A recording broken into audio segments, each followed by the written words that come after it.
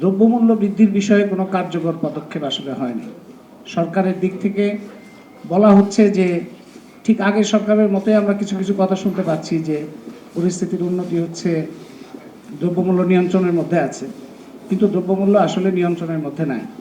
এবং আমরা কোনো কোনো পণ্য, বিশেষত তেল কিংবা ডিম, পেঁয়াজ, এগুলোর ক্ষেত্রে আমরা দেখি মাত্র কয়েকটা কোম্পানি এগুলো নিয়ন্ত্রণ করে।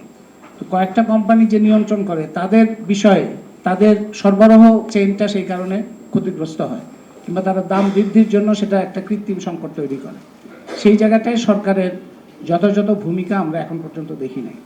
ব্যাংক লুট, অর্থ পাচার বা শেয়ার কারসাজির বিষয়ে আমরা গতবারও বলেছিলাম যে গত সরকারের সময় দুটো তদন্ত কমিটি হয়েছিল, একটা হচ্ছে শেয়ার বাজার নিয়ে, আরেকটা হচ্ছে বাংলাদেশ ব্যাংকের ভয়ঙ্কর রকম অর্থ লুট এবং পাচার নিয়ে।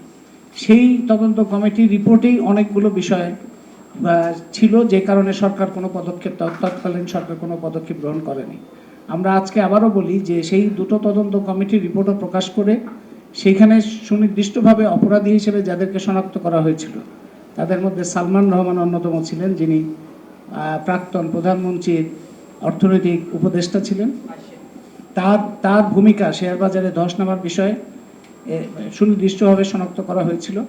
বাংলাদেশ ব্যাংকের যেভাবে বাংলাদেশ ব্যাংক থেকে একটা সবচাইতে সুরক্ষিত থাকার কথা যে প্রতিষ্ঠানের, সেই প্রতিষ্ঠান থেকে কিভাবে বিলিয়ন ডলার পাচার হয়ে গেল সেটা নিয়ে এখন পর্যন্ত পরিষ্কার কোনো তথ্য আমরা শুনি নাই। বাংলাদেশ ব্যাংকের গভর্নরের এই বিষয়ে পরিষ্কার বক্তব্য আমরা দাবি করি।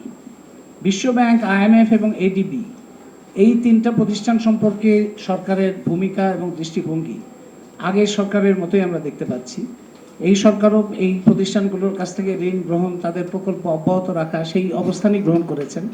কিন্তু আমরা পরিষ্কার জানি, এবং এটা জানা খুব দরকার, এবং এটার চিত্রটাও জনগণের সামনে উপস্থিত থাকা দরকার, যে আজকে ওয়াসার যে পরিস্থিতি, রেলওয়ের যে পরিস্থিতি, পাট খাতের যে পরিস্থিতি, শিক্ষা চিকিৎসার যে বাণিজ্যিকীকরণ, সমস্ত গ্যাস বিদ্যুৎ সহ সব কিছুর যে দাম বৃদ্ধি এবং জ্বালানি বিদ্যুৎ খাতের যে নৈরাজ্য, এগুলোর পেছনে বিশ্বব্যাংক, ADB, IMF এর ভূমিকা হচ্ছে খুবই গুরুত্বপূর্ণ।